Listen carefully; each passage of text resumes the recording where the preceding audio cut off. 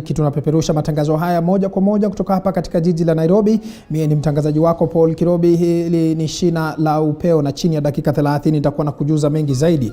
Kwanza kabisa, kinara wa chama cha ODM Raila Odinga ameongoza chama hicho kupigia debe mgombeaji wa kiti cha ubunge katika eneo bunge la Matungu kwa tiketi ya chama cha ODM David Were mapema leo mbele ya uchaguzi mdogo unaotarajiwa kuandaliwa Alhamisi, huku akiwarai wapiga kura kumuunga mkono Were. Raila amewapiga vijembe wapinzani wengine akisema kuwa hawatoshi mboga.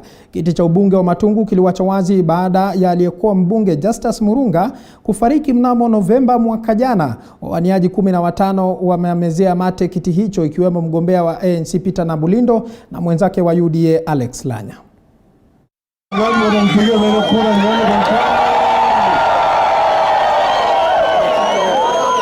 Akisimama katika bunge akiwa anaongea, nusia kama kimya, hakuna mtu anasema ngwe. Kuna wengine wako ndani ya bunge lakini hawasimami.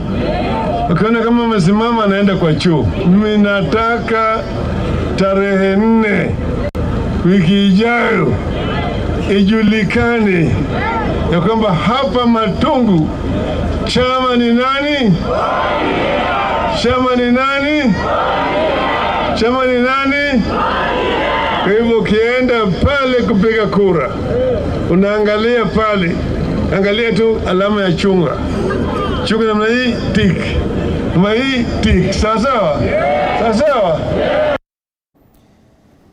Vile wandani wa naibu rais William Ruto wanasema kwamba kwa sasa hawana haja ya kupinga mchakato wa marekebisho ya katiba, bali kuiongeza kasi safari ya ukulu mwaka 2022. Wakizungumza katika eneo la Loboi, kaunti ya Baringo, wakati wa mazishi ya mwenda zake Desmond Samati, aliyekuwa mbunge wa Elda Maravin Moses Lesonet, pamoja na aliyekuwa gavana wa Baringo Benjamin Cheboy, wamepuzilia mbali shinikizo la wanaowasuta kupinga mswada wa BBI, huku wakisema ajenda yao kuu kwa sasa ni William Ruto kumrithi Rais Kenyatta kama rais mwakani.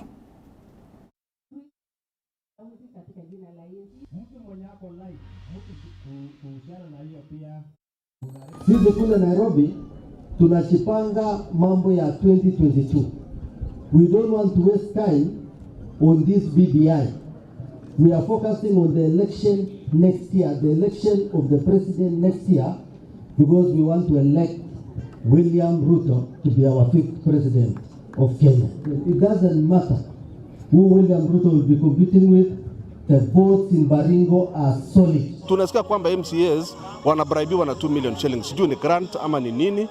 Na pia tunasikia kwamba waheshimiwa, hiyo kitu ikienda bunge itatumika, hiyo pesa itatumika kununua pia wajumbe wa National Assembly na Senate. BBI is not our project. It is not a priority at the moment. It is a document that is not a priority to Kenyans. Tunajua wale counties ambayo watapata constituencies mingi. Seme kama Nakuru ama Kiambu ama Nairobi. Nairobi itapata 12 constituencies. 12 constituencies kwa CDF ni 1.2 billion. Sisi hatupati hata moja. While Nairobi County is getting more money, we are getting less money. Tunaomba serikali, we want them to rethink these decisions that are used to determine where more constituencies will be given. Even the decision of basing on population, it is going to enrich other counties more than others. Tukiachana na hayo mtazamaji, kwa sasa tunavuka katika kaunti ya Mombasa, ambapo shirika la kijamii la Tend Luo mjini Mombasa limefanya ziara katika mitaa kadhaa mjini humo kuhamasisha umma kuhusu BBI baada ya mswada huo kupitishwa na zaidi ya kaunti 24. Mkuu wa shirika hilo Nicholas Otieno amesema watatembea katika kaunti ndogo zote 6 katika kaunti ya Mombasa ili kuwajuza wakaazi yaliyo kwenye ripoti ya BBI. Otieno pia ameeleza kuwa ripoti ya BBI itawezesha rasilimali kufikia Wakenya walioko mashinani. Watu wamedanganya Wakenya siku nyingi juu ya BBI. Mara itaongeza serikali, mara itafanya nini, itakuwa gharama itaenda juu. Mimi tangu nianze kupiga kura Kenya hii, hakuna siku niliona serikali kipeana change, kwa maana serikali ilikuwa kidogo. Kwa hivyo ile mimi nasema serikali panuliwe, iwe kubwa, kila mtu aingie kwa serikali, kila kabila ijihisi kwamba serikali ni yao. Pesa zote itatoka kule national government na inakuja hapa chini. Ikikuja hapa chini itakuja kwa mkono ya MCA yenyu. MCA atagawanya kazi kwa vijana ambaye iko mtaa hii. Kazi iko mingi: kuua umbu, kujenga barabara, kuweka security. Mnafikiri milioni 100 mkipewa kwa ward moja kila mwaka, mnapewa na national government, alafu county government anaongezea nyinyi 35%. Si mnajengeka? Tukiachana na hayo mtazamaji, kwingineko ni kwamba zaidi ya watu 1500 waliofurushwa kutoka msitu wa Mau watakabiliwa na baa la njaa iwapo serikali haitachukua hatua za dharura kuwashughulikia wakimbizi hao waliokita kambi kwenye eneo la Saptet, kaunti ya Narok. Wakizungumza baada ya kuwapa chakula cha msaada wanafunzi kutoka chuo kikuu cha Moi chini ya muungano wa wanafunzi kutoka bonde la Ufa, wanafunzi hao wameitaka serikali na viongozi wa kisiasa kuingilia kati na kuzisaidia familia zinazotaabika.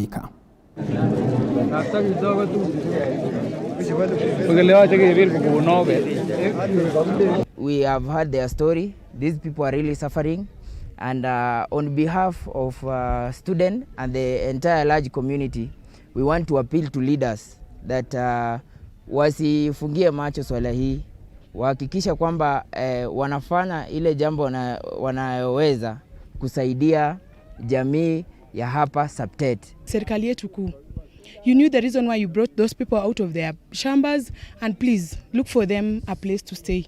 Hao watu wanapitia shida. Tumeingia kwa manyumba zao, unashangaa ni nyumba ya mbuzi ama ni nyumba ya binadamu. Surely as we march, we are comfortable in our houses. We are not saying that we are that comfortable, but the kind of life these people are living inside here, it's so pathetic. Serikali yetu kuu, we know you can do it. Saizi tumefika wakati wa BBI, tumefika wakati wa elections, but let's first prioritize the lives that have been lost inside here. It's not time to give manifestos. It is time for you to do your action. Let the action start, then you finish with manifestos ikiwa 2022. Hao watu watawaona juu ya manifesto, yani ya actions zenyu. Ningependa kushukuru wanafunzi kutoka chuo kikuu cha Moi University kwa kukuja kwao kusaidia watu wa Saptet camp. Ningependa pia kuomba serikali waendelee kuangalia wale watu ambao walitolewa kwa mahali wanasema ni msitu ya Mau. Mtazamaji, na tukifululiza hadi katika kaunti ya Kisii ni kwamba soko la kisasa la Nyakoe eneo la Kitutu Chache Kusini kaunti ya Kisii liko karibu kukamilika. Soko hilo lililofadhiliwa na mamlaka ya maendeleo ya Ziwa LBDA kwa kima cha milioni 100. Upande wa pili wa mradi huo utagharimu kiwango sawa cha fedha, huku mradi huo ukitarajiwa kuanza hivi karibuni na ambapo itajumuisha uzio wa paramita ili kupunguza ukusanyaji wa mapato kutoka kwa serikali ya kaunti.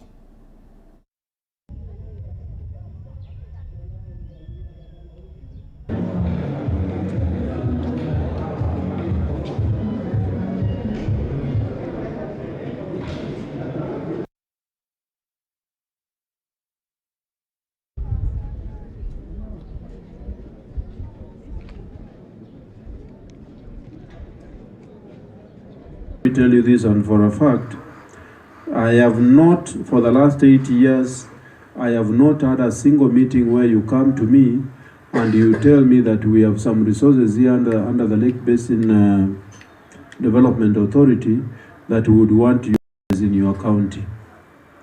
What you are, and you are not there yourself, but we are now dealing here with perpetual succession. You need to come to us. You know why people say that you disappear from the scene? It's lack of transparency. The problem that you have is that you do the priorities from Kisumu, and then you come to the ground. So you don't relate your priorities to our CIDP. That we have built 124 business units. That means the worktops and the small kiosks, plus the infrastructure around it. If you do your math, you'll find each of those business units only costed 50,000 each, together with water, electricity, and then relevant infrastructure around it. I am happy with the quality of the workmanship, Your Excellency. I am thoroughly impressed. I can promise you that, Your Excellency, we are having supplementary 2, and they have actually allocated us another 100 million, which should be coming to you in the next, I think, 2 or 3 weeks after supplementary 2. Kwingineko mtazamaji, katika siku za hivi majuzi cheche za maneno zimeshuhudiwa katika uliokuwa katika muungano wa NASA kuhusiana na urithi wa urais wa mwaka 2022. Muungano mpya baina ya Kalonzo Musyoka wa Wiper, Musalia Mudavadi wa ANC, Moses Wetangula wa Ford Kenya na Gideon Moi wa KANU ukiibuka mara hii wakiashiria kuungana kwa ndoto ya mwaka 2022. Majibizano baina ya vinara hawa wa NASA yakiashiria ndoa ya kisiasa iliyovunjika kitambo. Mwanahabari wetu Elizabeth Mutuku na mengi zaidi. Wiki hii vinara wa NASA walipatana ana kwa ana katika mkutano ulioandaliwa katika ikulu ya Rais hapa jijini Nairobi, mkutano ulioitishwa na Rais Uhuru Kenyatta kuangazia mkondo wa ripoti ya BBI utakaochukua tukielekea katika kura ya maoni mwezi Juni mwaka huu.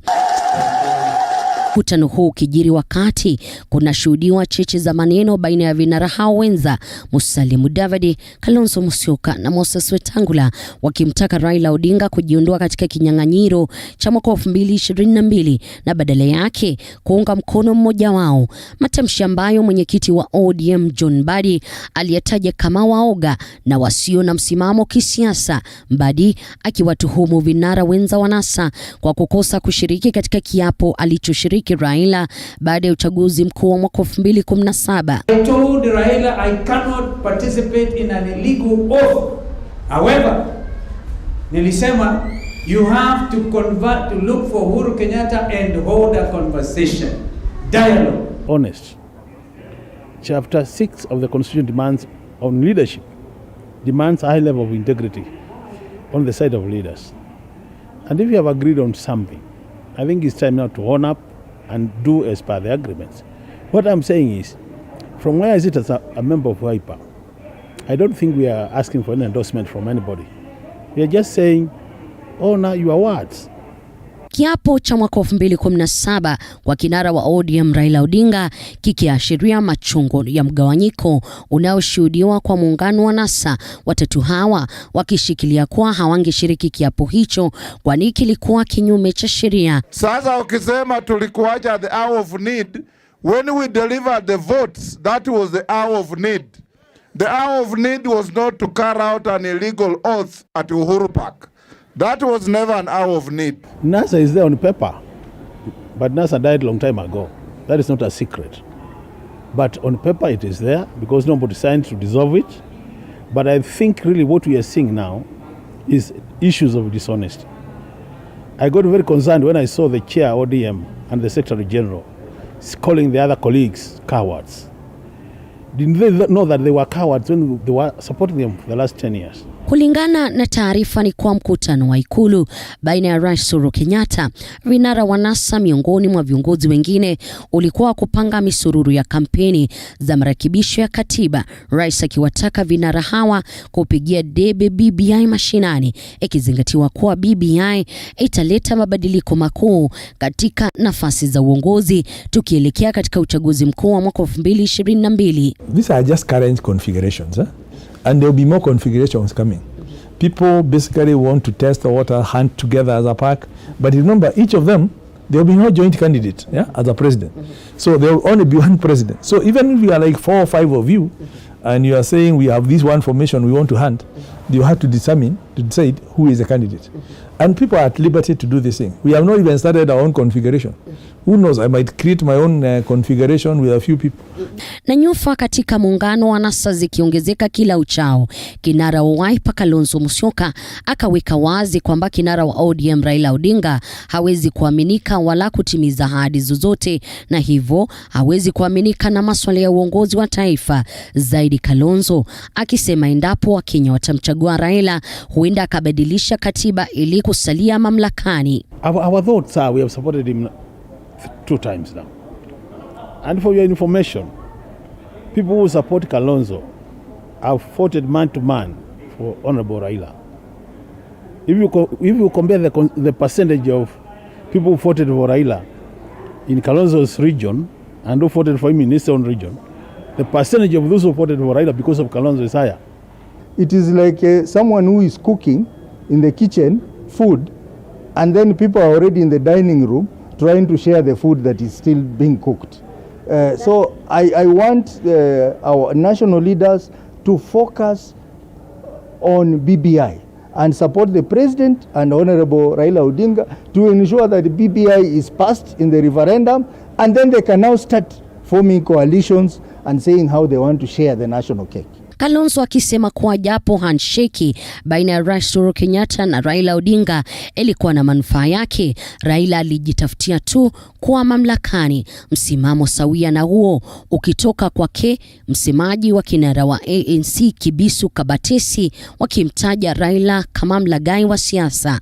I think the best they can do, and I want to advise them, is to move around the country looking for votes, and stop asking President Uhuru Kenyatta to endorse them or Raila Odinga to endorse them. Raila Odinga has never been the president of this country. And I was part of the process that came up with the NASA agreement. And in the NASA agreement, it is very clear that Raila Odinga was only going to support someone else if he wins the presidency. He never won the presidency. Vyama tanzu vya NASA vimekuwa katika mzozo vile vile katika masuala ya fedha za chama, kutoka mgao wa fedha za vyama vya kisiasa, chama cha ODM kikikosa kugawa fedha hizo kwa vyama vingine ndani ya NASA. Katibu mkuu wa ODM Edwin Sifuna akisema kuwa vyama vya Wiper, ANC na Ford Kenya havistahili kupata fedha hizo kwa mujibu wa sheria kutokana na hesabu ya wapiga kura katika nafasi ya urais. Mgogoro huu ukichangia mgawanyiko baina yao, sasa muungano baina ya Kalonzo Musyoka, Musalia Mudavadi, Moses Wetangula na Seneta Gideon Moi ukiinuka. Number two, I do not think the coalition of the four will be a major threat. In fact, I want to be honest, the coalition, the best it can do is to push the election into the second round. You remember that our constitution provides that if there is no clear winner, 50+1 in the first round, then the election goes to the second round. I am seeing a scenario where that group will force election to go in the second round, but clearly you can see that if elections were held today, there are only two horses. That is Honorable Raila and Honorable Ruto. So they will again be forced to choose between the two. Hata hivyo, inakisiwa kuwa mageuzi ya katiba ambayo yanaendelea kuleta miungano zaidi ya kisiasa kutokana na nafasi zitakazopatikana. Mwandani wa Raila Odinga na mbunge wa Suna Mashariki Junet Mohamed akidokeza uwezekano wa muungano baina ya Jubilee na ODM. The agreement itself that subsists as we speak right now has a clause, a termination clause that states that the coalition will stand dissolved at the end of the current parliament. And what was foreseen in including that clause is that at the next election, then if we are not in a position to renew our relationships as political parties, then each political party should be free to chart its own path. Watatu hawa Kalonzo Musyoka, Musalia Mudavadi na Wetangula wakimtaka Raila Odinga kumuidhinisha mmoja wao katika uchaguzi ujao. Mbadi akiwataka watatu hao kukoma kulia na kushikilia koti la kisiasa la Raila Odinga. Mbadi badala yake akiwataka kuomba kura kwa wananchi. Hii BBI si mlango ambao Raila anatumia mlango ya dirisha atiangie na State House. Hapana. Raila kitaka kwenda kwa State House, wananchi watampeleka yeye. Miungano mikali inatarajiwa kuchacha pindi tu ripoti ya BBI itakapopitishwa. Once we have the BBI passage, and I think that's the first concentration, we are all saying, let's focus first of all on BBI. By June, it's out of the way. Now, BBI creates positions. So some reconfigurations will now be based on those new positions created by BBI. Currently, people can only be configuring for two positions, president and deputy. Yeah, but when it changes, the BBI passes, you can be sure you will see totally different configurations. Mwaka 2013 Mudavadi, Wetangula na Kalonzo kupitia chombo chao